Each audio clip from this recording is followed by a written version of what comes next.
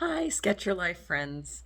I hope you're all having a wonderful week. I wanted to talk about a couple studies before we get into our sketch today. I'm so excited to take you on a sketch trip with me. Broke my finger just right up here at the top little knuckle, has a little chip on it.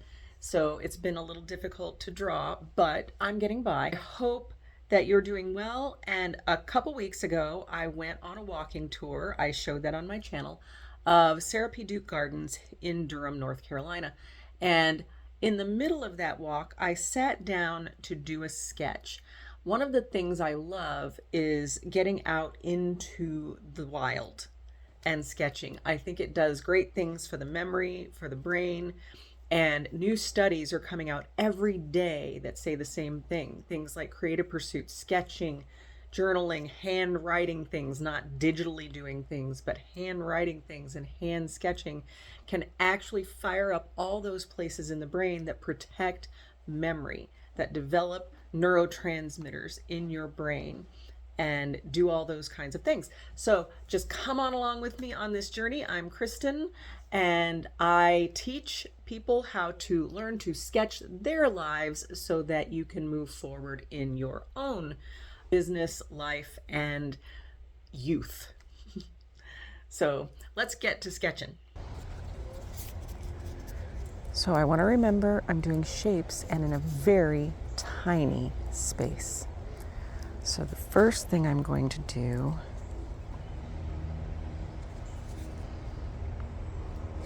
is a tall tree going right through my sketch, and then there's that tiny little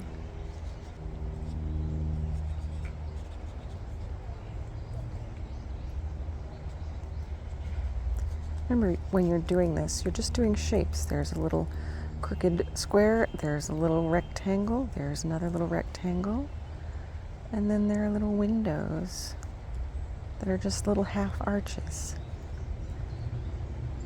and then little lines. So I'm just following these little arches, and I'm not trying to be perfect. I'm not trying to get a perfect image here.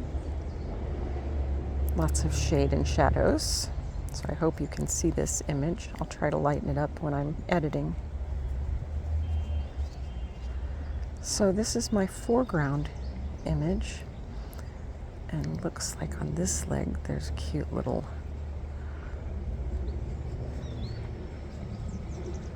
stand, and then there's the rock that this sits on. We'll just put that right there. And then that tree comes down pretty much right on the picture. I'll do that better in ink soon. And then behind it, there's a little arch of bridge on that side, and a little arch on this side. And then there's the back arch for a little perspective. And then right in the foreground, there's this fun little bush.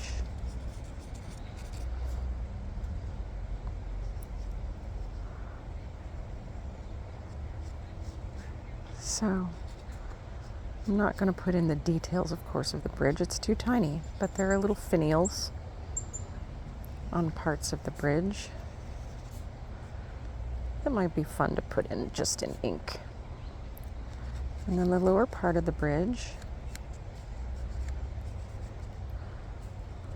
is right there, and there's a little water in here, so I'm going to try my best on this tiny little painting to get some of that too. So there's my itty bitty painting drawn. And now we will get my handy dandy pen. Now this pen is a really great one. It's a Sailor pen, Saylor. You can get it quite inexpensive online, and I like it My husband put permanent ink in it. It does not come with permanent ink, so you can't watercolor over it. If you're just going to do a pen and ink, fine. But if you're going to do an ink, a watercolor over your ink, you want the permanent ink installed inside. And what I like is, if you look, this nib is crooked. So if you work in your art on the flat side, you get a much thicker line. But if you do it on the pointy side, you get a much thinner line. So let's see if we can, I need to warm it up over here.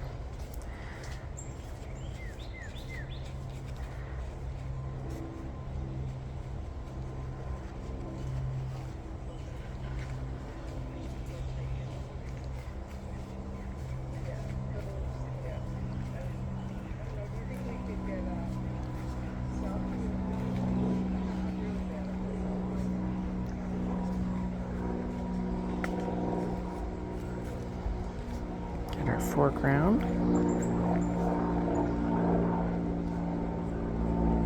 I sat just in a place where that tree is right there.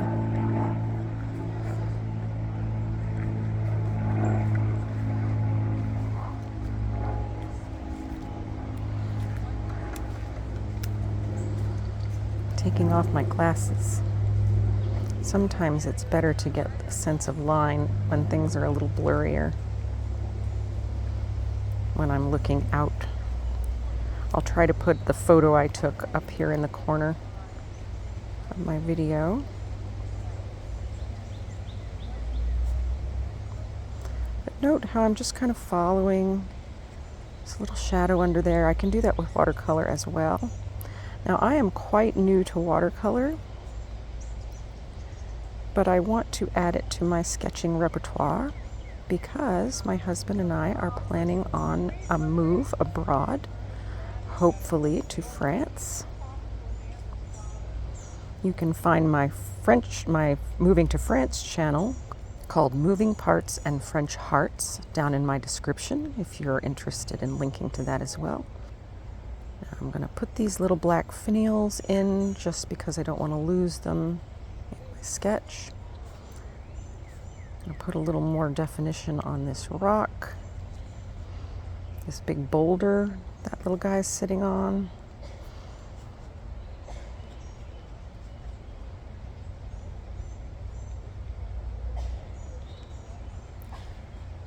There's a bridge, and there are some like upright logs coming down where the water is.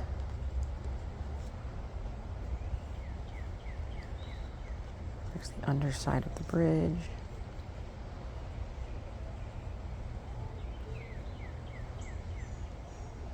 I'm holding my paper a little awkwardly. Usually I sketch kind of crooked because I'm left-handed, and I turn my paper, and usually I'm drawing this way, but in the interest of you being able to see the sketch, I'm being a little awkward. But remember, give yourself permission to do messy art. Oftentimes, the messier it is, the more interesting it is in the end. There's little flowers down there, little yellow irises. It looks like water irises that I'll put in mostly with when I get my little tiny watercolor painting thing out.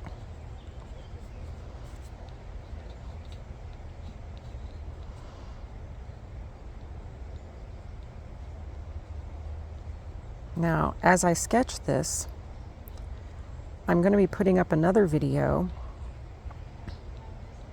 that's just strolling around Sarah P. Duke Gardens here in Durham, North Carolina. It's Duke, the university. My tummy's making all kinds of rumbling noises, so I have to keep pausing and repeating myself. But notice how I'm just kind of scribbling the trees in and scribbling the background foliage in, because I don't really need too much in the background. It's just going to be green. It's just all trees and green and that beautiful red bridge. So I now have this little tiny sketch, and I think I probably almost went a little too detailed for that. So now let me put my pen away and get my brush out. I have two brushes. One of them is much thinner, and I think it's down there. Yes, this itty bitty brush. And these brushes I love to take with me when I'm sketching because I don't have to have water with me, a cup of water. Oops. I opened up the water well. But you can put water in the handle and then you've got it right there in your brush. That's not going to stay, so I'm going to put that down here in the pouch. All of my art supplies fit in this tiny little bag in the front pouch, which I love. At least my tiny art supplies. When I bring my larger sketchbook, I use a larger bag. So I'm just going to go ahead and put this down for a second.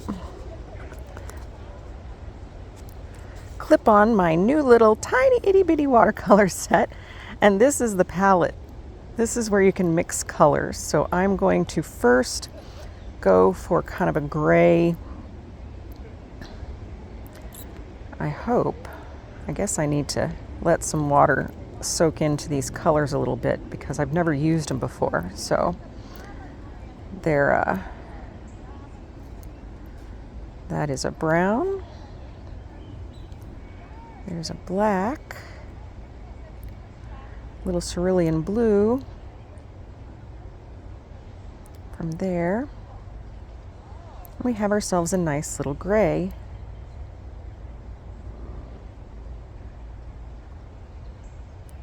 Uh-oh, I grabbed the wrong pen. I have two of those Sailor pens. One hubby put permanent ink in and the other does not have permanent ink. So therefore we are going to have a little ink runnage. Well, leave it to me to grab the wrong watercolor.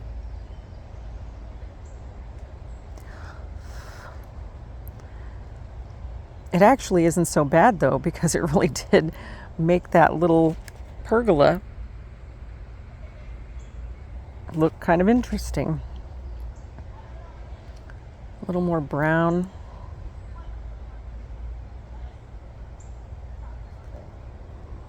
For the tree.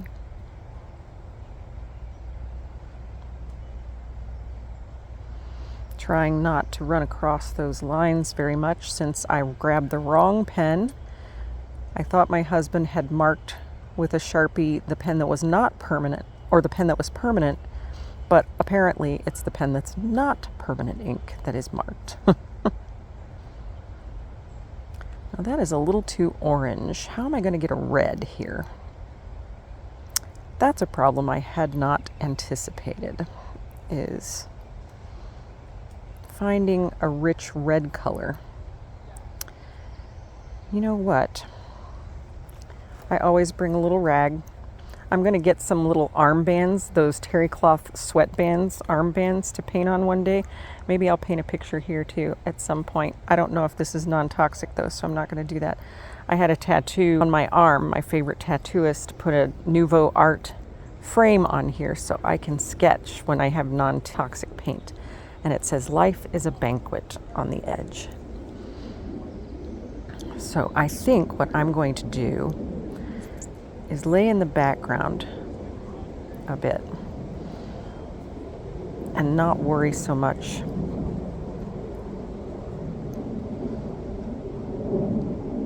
about that bridge till I get home. In fact, because I brought the wrong ink, we're going to finish this at home with the correct colors and the correct ink at my art table. And I'm going to go continue the walk for the next video. I'm going to be walking around Sarah P. Duke Gardens where I am today. And I'm going to show you, and I'm going to stop on some of the pretty plants and scenes so that you at home can take screenshots if you want and do sketches right from there.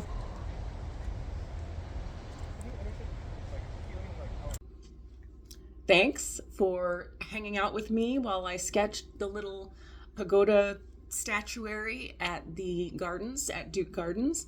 I hope you'll come with me another time. I'm not sketching today. I've injured my finger, so I want to give it a few more days before I get sketching again. I'm a lefty, so of course I'm going to jam the finger on my left hand. But we'll get back to it soon, and I hope that you hit that like button, that thumbs up button down below. It really will help me get back up in the algorithms and get more views and get watch time. But also hit the subscribe button if you haven't subscribed already.